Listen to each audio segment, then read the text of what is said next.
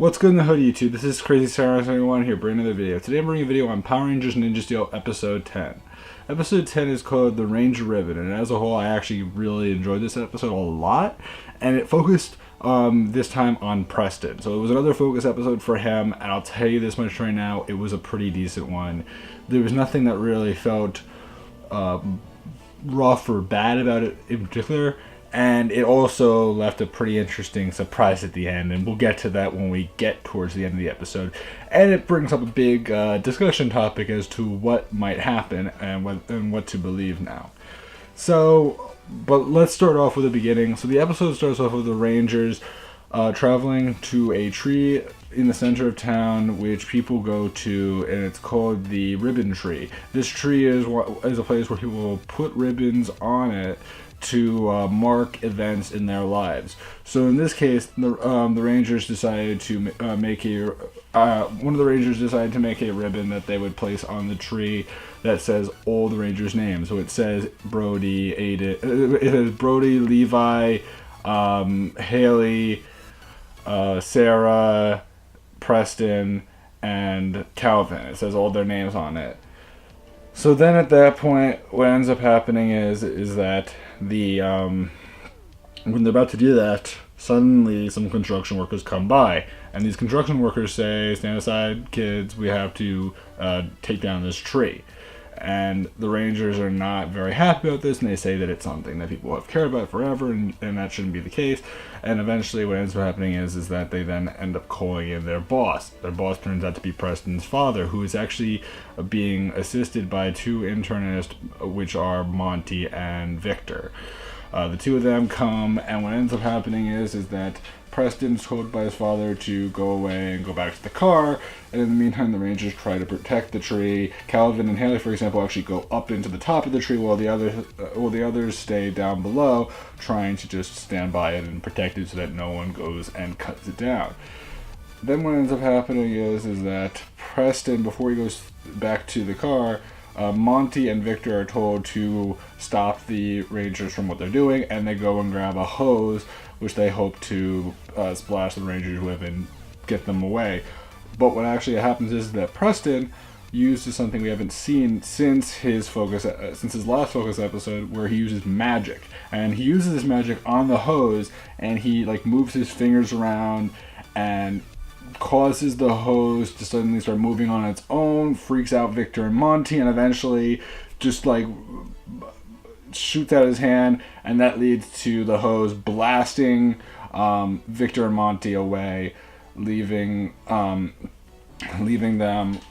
unable to help Preston's father. But Preston's father tells Preston to finally go into the car, and they both go into the car at that point.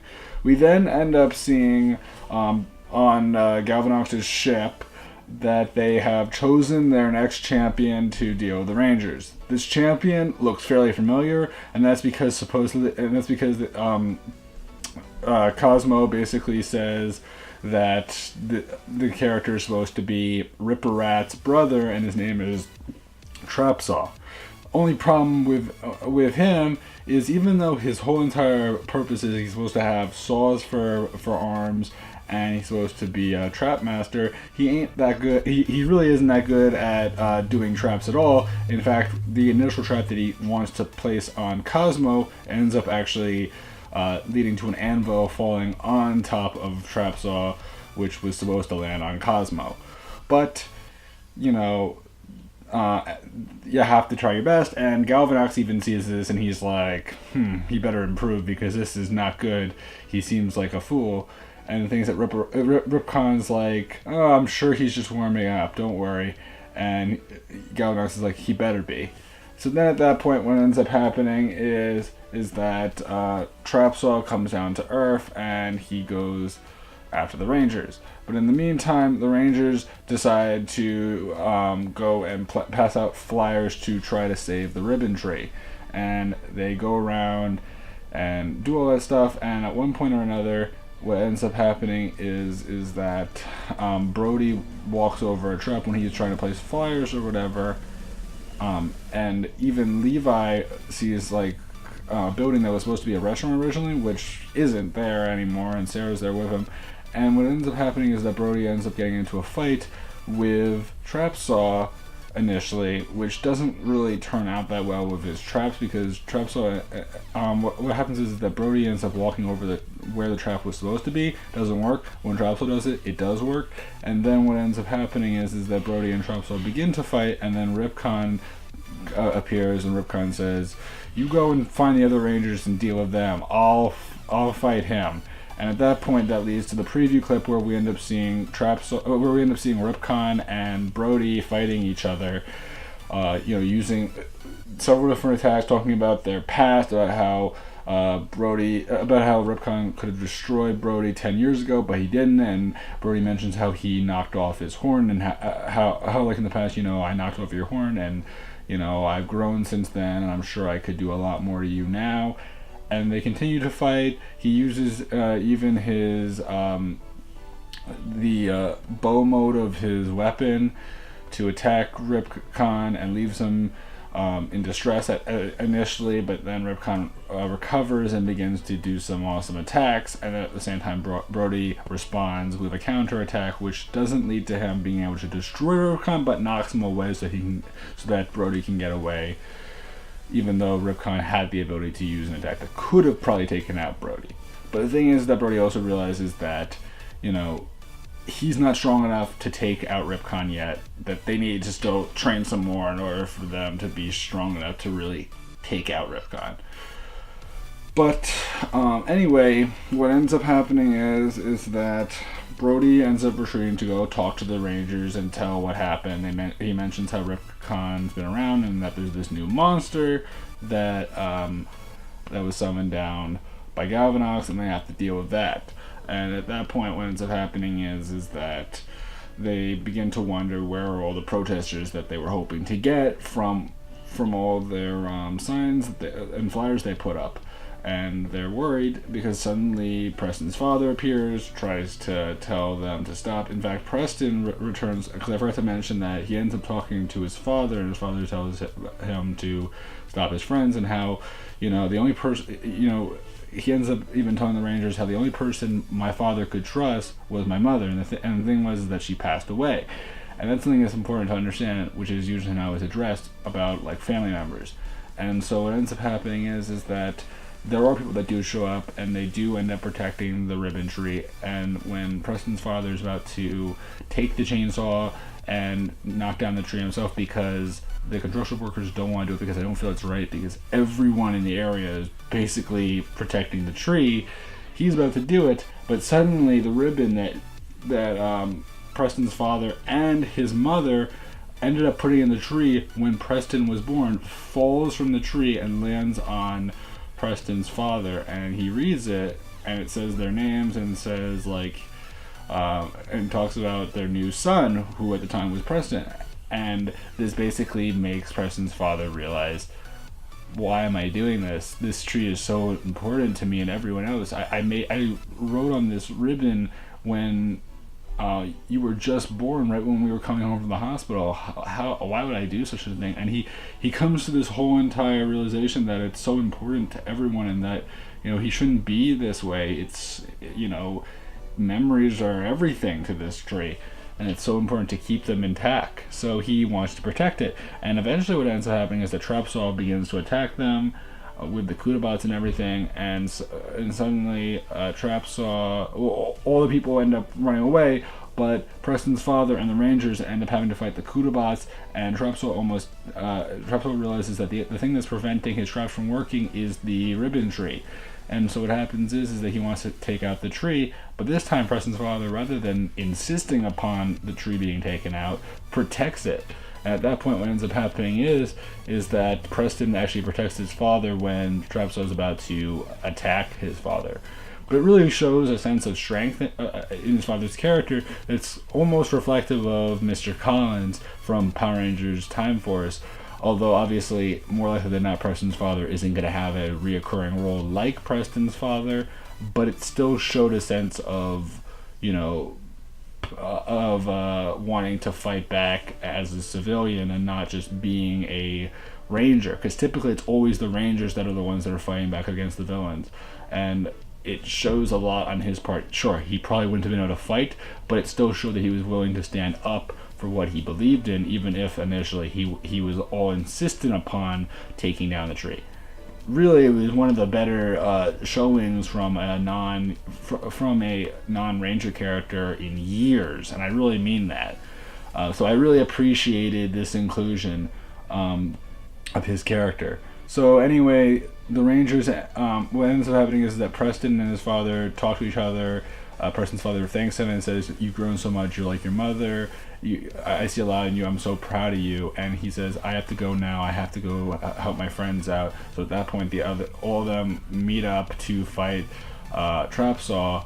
And what happens is they all morph and fight the Kudabots and Trapsaw, and eventually they use a whole bunch of attacks. Like Sarah ends up using the Elemental Star Earth mode to take out some of the Kudabots, and they do all sorts of interesting attacks to take out the Kudabots, and eventually they do destroy Trapsaw. Trapsaw does get big, and then at that point what happens is the Rangers summon their Zords. Only the Ninja Steel Megazord is summoned, so there is no Rumble Tusk, there is no Bull Rider, it's just the Ninja Steel Megazord, but all 6 of them pilot the Ninja Steel Megazord and use their Master Mode. So we do see the Gold Ranger using his Master Mode, which is cool. They do use their Final Slash for the Ninja Steel Megazord, just the basic final attack that they've used in a couple of sequences, which was really cool. And then we see the Rangers come down after destroying Trapsaw, and what ends up happening is we see someone watch them as they demorph, and obviously it brings up the question, who could it be? Well, what ends up happening is that the Rangers return back to the Ribbon Tree and, rejoice about knowing that they were able to protect the tree. And they also mention how they wonder where Trapsaw's last trap was, because he apparently had one, and it turns out that it was where Victor and Monty were seated, and that actually leads to them falling in from their benches into a lower portion of the ground. But then at that point we see the Rangers walking down a pathway, and we end up seeing the Rangers being confronted by someone that knows Brody, and he says, hey Brody, how are you doing, or something like that. And what happens is, Brody's like, fine, who should I know you? And he mentions, don't you know, I'm your brother, Aiden. And at that point, Brody's crying and giving him a huge hug. So we finally get to see what Aiden looks like. And it obviously brings up the question, is it really Aiden? Now, this is the big topic that a lot of people have been asking about, because people have been saying, wait, I thought Aiden was supposed to be the Gold Ranger. And you may think to yourself, what? Is that really the case? Yeah, so supposedly people were initially thinking that Levi was supposed to be Aiden. But as we know now, it seems like Aiden is this other guy. Now, does that mean that it's not true? And does that mean that this guy is not real? Probably is Aiden. But people have also been mentioning how Aiden was supposed to be the Gold Ranger. Now, what that could mean is that Levi might at some point in the near future go back on his world tour, and then Aiden may take over as the Gold Ranger. Or what might also happen is that Aiden might end up becoming one of the extra Red Rangers that show up in the show. Not sure yet, but I'm definitely curious about it. I do think that it probably is Aiden, because I have seen, because I do know that they already cast the actor who was going to play Aiden, which was this guy, which is why when I saw this, I wasn't as surprised as some people might have thought. But yeah, no, this is not as shocking to me as you would imagine, just because of the fact that I knew that they cast a specific person to play Aiden already, and they didn't say like Aiden clone or Aiden fake, it was just Aiden. So could that mean that he could become the Gold Ranger or something?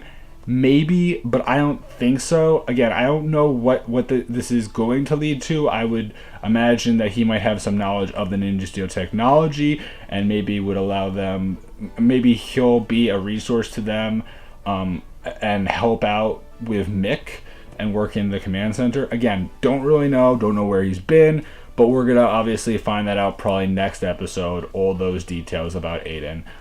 So episode 11, definitely one that I'm very curious about now since we've met Aiden, and I can't wait to see how that will play out. I'd love to know your guys' opinions. Were you excited to see this?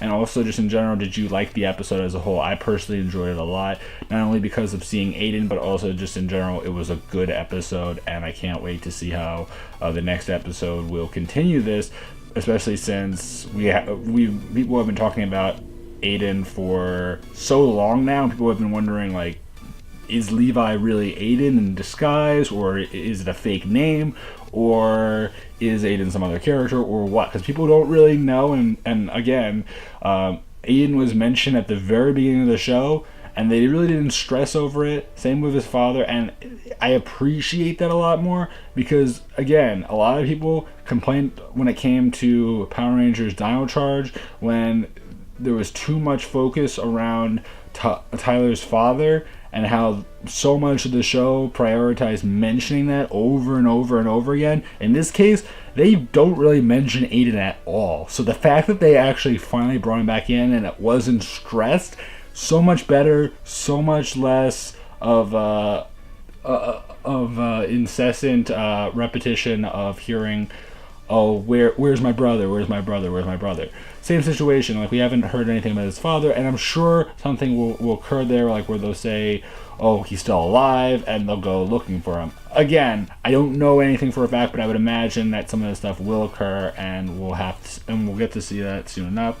But this is definitely moving the plot forward, and episode 12 should also be the episode where the Bull Rider Megazord and the Ninja Steel Megazord should combine finally, and then a few episodes or so later we should probably get the Lion Fire Fortress Zord as well. So I'd love to know your guys' opinions about this episode as a whole, and I'll leave some questions below for you guys, and I'd love to know your guys' opinions. So until then, guys, I'm Crazy Star 71, and goodbye, guys.